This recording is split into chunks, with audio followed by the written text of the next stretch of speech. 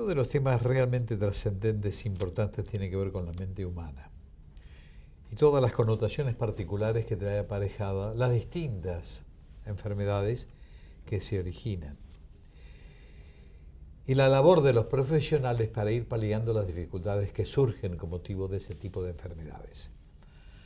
Está con nosotros el doctor Fernando Cáceres del Instituto de Neurociencias Buenos Aires, INEBA.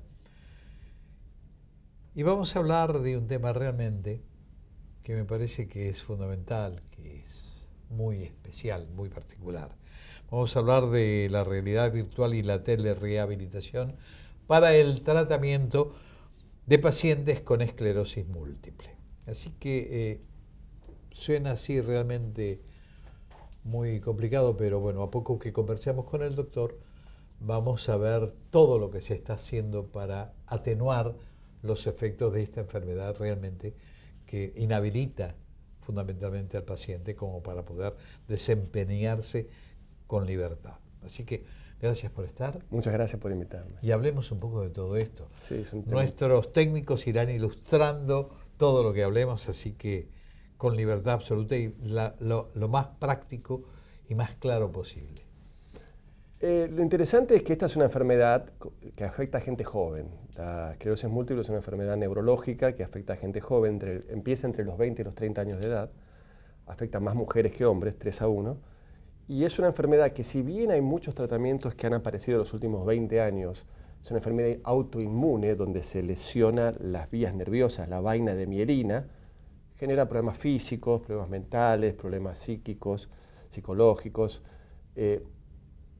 y es una enfermedad crónica que lamentablemente no tiene un tratamiento curativo, pero sí hay muchos tratamientos inmunológicos que han aparecido en los últimos 20 años que tratan de detener el avance de esta enfermedad. Pero lamentablemente estos avances no cubren todos los problemas que causa esta enfermedad. Entonces un gran porcentaje de pacientes tiene que hacer un tratamiento de rehabilitación o de neurorehabilitación. Entendida en el sentido global de la palabra. Rehabilitación es que la persona afectada vuelva nuevamente a incorporarse a sus actividades laborales, educativas, funcionales. Claro, que eso depende del grado de evolución. Del grado de evolución de la enfermedad y la rapidez de nuestras intervenciones, la rapidez y la calidad de nuestras intervenciones. La rehabilitación, bien entendida, por definición, es la función de un equipo interdisciplinario. El médico solo no hace nada acá. Que intervienen kinesiólogos, terapistas ocupacionales, fonoaudiólogos, psicólogos, psiquiatras, y todo ese equipo coordinado, trabajando de forma coordinada, centrado en el paciente y su familia, porque acá la familia hay que incluirla en el tratamiento, logra los resultados que decíamos antes de volver a recuperar su funcionalidad. En los últimos años, el advenimiento de las nuevas tecnologías hacen que se busquen nuevas alternativas para que el paciente adhiera. La adherencia al tratamiento es fundamental. El paciente se cansa, los tratamientos son largos, gente joven, psicológicamente a veces no acepta su condición. Entonces uno tiene que buscar siempre caminos alternativos dentro de lo científicamente validado y dentro de lo serio, obviamente, para que el paciente adhiera y se haga cargo y persista en la rehabilitación, porque la rehabilitación en neurología debe ser continua, no es como la rehabilitación traumatológica que espera que el hueso se suelde nuevamente y se forme el callo óseo y terminó. La rehabilitación neurológica requiere un mantenimiento de muchos años. Entonces, para lograr eso, uno de los avances últimos ha aparecido el uso de la tecnología y la realidad virtual, que comenzó con los videojuegos, ¿no? Con el uso de los juegos, que las consolas de juegos, como esta población de gente joven, empezó, no vamos a mencionar marcas, pero empezó con distintas consolas, con juegos.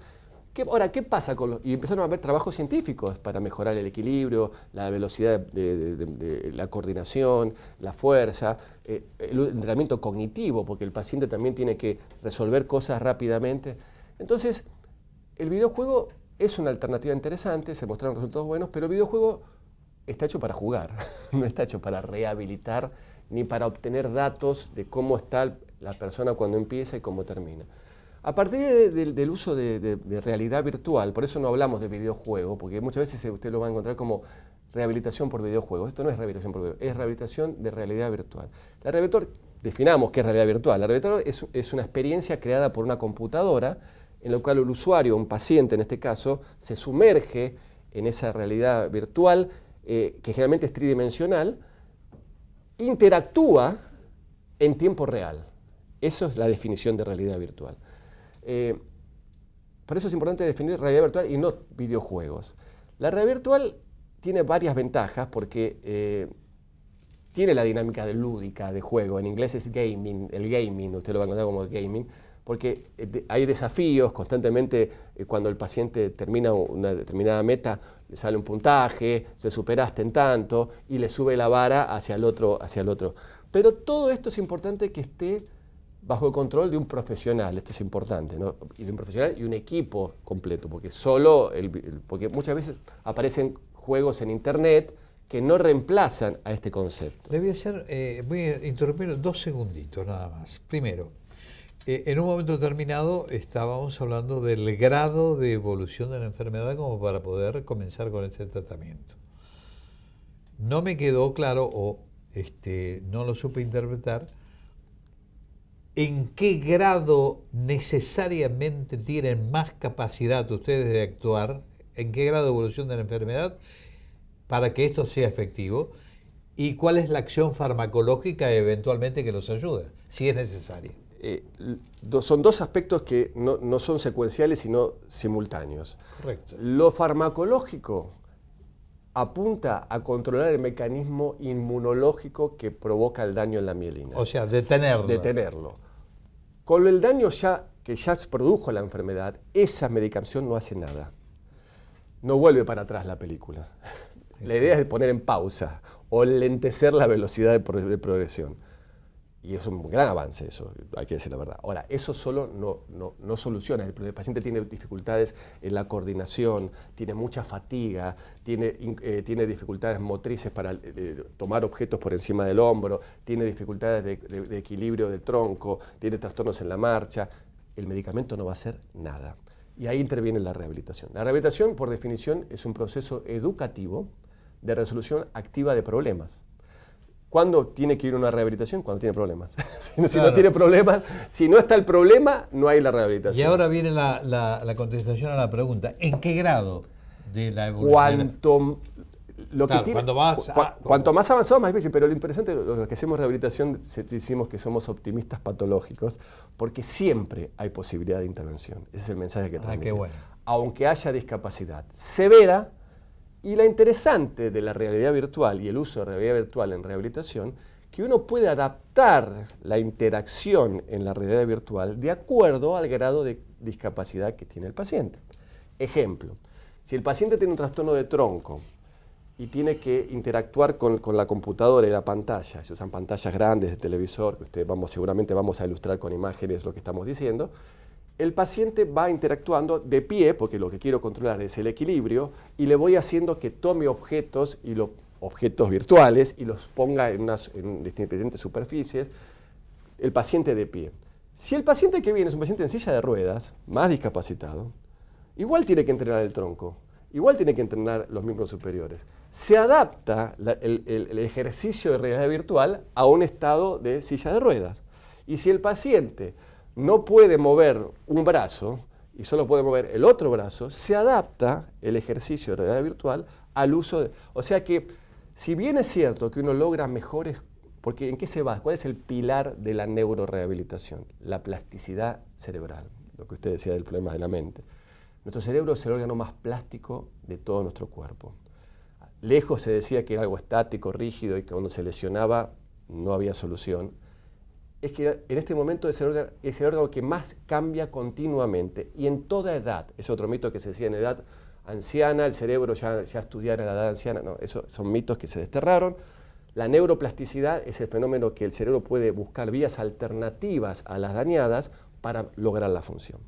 En ese principio se basan estos ejercicios de realidad virtual. Entonces, cuanto menos daño hay y más precozmente se intervenga, mejor resultado hay para que haya una neuroplasticidad. Pero esto no quiere llevar el concepto de que una persona muy secuelada no puede acceder, o sea, esto ya no es para mí, porque si no ese paciente piensa que no hay solución en su problema. Y siempre hay posibilidad de solucionar un problema, porque como acuérdese, la rehabilitación es un proceso educativo de resolución de problemas. Si hay problemas, busquemos la solución. Eso sería un poco La otra pregunta que es obligada también. Llegado el tratamiento en un estamento de la enfermedad donde se lo agarran en los comienzos, esa rehabilitación con la intervención de la farmacología que detiene el avance de la enfermedad desde el punto de vista precisamente de los remedios, ayudado por la rehabilitación, ¿puede recuperarlo el individuo de manera tal de que puede tener una vida más o menos adecuada? Sin ninguna duda. ¿Y se corta todo el tratamiento o tiene que ser de por vida? Cuando uno dice de por vida, hay que marcar. La primera respuesta sería no se corta. Pero, ojo, la rehabilitación tiene instancias. Como proceso educativo, tiene instancias. La escuela primaria, secundaria, universidad y después los cursos de perfeccionamiento, digamos. Esto es lo mismo. El paciente seguramente, si cuando empieza el primer contacto que tiene, cuando tiene un daño neurológico y tiene que recuperar la función, el tratamiento es más intensivo, más agudo y requiere más participación del equipo, con más equipo. Conforme va mejorando el paciente y va pasando etapas, va pasando a otras etapas. Lo que sí es importante remarcar, y eso quizás el número de profesionales disminuye y va quedando un kinesiólogo, que nunca debe interrumpir del todo el tratamiento. La realidad virtual y la telerehabilitación, que es el otro tema que vamos a hablar después, refuerza esto, porque muchas veces la continuidad en el tiempo de esto es difícil, el paciente no adhiere, se agota. Si el paciente adquirió una rutina de trabajo con un programa de realidad virtual que lo entretiene, que lo mantiene activo, puede mantener, la fase de mantenimiento puede ser mayor. ¿Telerehabilitación? La telerehabilitación es una rama de la telemedicina, que es un avance importantísimo en nuestra disciplina médica, que es el diagnóstico a distancia y el tratamiento a distancia. Uno de los problemas serios que tenemos en Argentina es el acceso a la rehabilitación, porque nosotros en INEVA tenemos un centro de rehabilitación de primer nivel, pero estamos en la ciudad de Buenos Aires, en Capital, y una gente que vive en La Pampa no puede venir a INEVA a hacer un tratamiento de rehabilitación. Entonces, en INEVA por ahí hay un centro que no tiene, y en La Pampa hay un centro que no tiene toda la complejidad. Entonces, y asimismo, nuestro país es muy grande, dentro de la provincia, de las capitales, los centros de rehabilitación de las provincias están en las capitales. ¿Qué pasa con el paciente que vive, por ejemplo, en Tierra del Fuego y vive en Río Grande, y en invierno, y nieva? Entonces, en el mundo se desarrolló la telerehabilitación, que es, después de haber hecho un proceso, esto es importante la secuencia, después de haber aprendido el uso de la realidad virtual en el centro especializado de rehabilitación, una segunda etapa de mantenimiento, el paciente la puede hacer en su domicilio, con un aparato, con un soft que se le da para repetir los ejercicios en su casa, con control del profesional que está en el centro, que se interactúa vía una fase de internet. Entonces, esto, imagínense, es un avance importantísimo en nuestro país, porque pacientes que no acceden o que están lejanos pueden llegar a continuar su tratamiento a distancia. Obviamente eso no reemplaza al centro y el paciente debe volver periódicamente al centro de rehabilitación para chequear que todo se está haciendo. Por eso es importante que nosotros en INEVA desarrollamos un programa, tuvimos la suerte de reunirnos, esto se lanzó en noviembre del año pasado, un programa de realidad virtual, de rehabilitación por realidad virtual y telerehabilitación en 10 centros de la República Argentina. En Tucumán, en Santiago del Estero, Córdoba. En Córdoba hay dos. Sí, Villa María también, Ciudad de Mendoza, en Rosario, Santa Fe, La Pampa, Bahía Blanca, Trelew y Ushuaia, Río Grande en Tierra del Fuego. Fuego. O sea que eso nos motivó mucho y realmente los profesionales del interior están muy motivados y la idea es crear una red de centros de neurorehabilitación coordinados por INEVA, por nosotros que quizás tenemos más experiencia y todo, pero ahora la tecnología nos une y por una charla de Skype puedo charlar con un profesional y no hay ningún problema. Podemos estar absolutamente interactuando. Y esta red, le dimos equipos a cada uno de los centros, equipos para trabajo en el centro y equipos para que distribuyan entre los pacientes en la fase de telerehabilitación. Mi estimado doctor, Realmente le agradezco muchísimo que haya venido. Muchas gracias. Estamos abiertos absolutamente a cualquier manifestación que ustedes quieran realizar. Trataremos de brindarle el espacio que sea necesario para seguir clarificando conceptos. Pero mientras tanto, estamos en tema. Muchas gracias. Quizás cuando esto se lanzó recién, cuando tengamos datos de todo esto, va a ser interesante, sí, que los venga a compartir para ver que realmente esto sirve y mostrar con datos que cambia la vida de los pacientes. Así lo vamos a hacer. Muchas gracias. Gracias por venir. Gracias.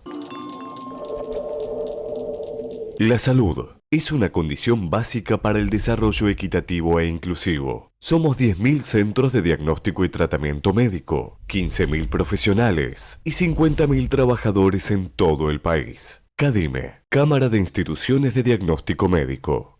www.cadime.com.ar. La formación en gestión es la llave del progreso de las personas, las empresas y las naciones. Fundación DPT, potenciamos el talento. Y vamos a continuar.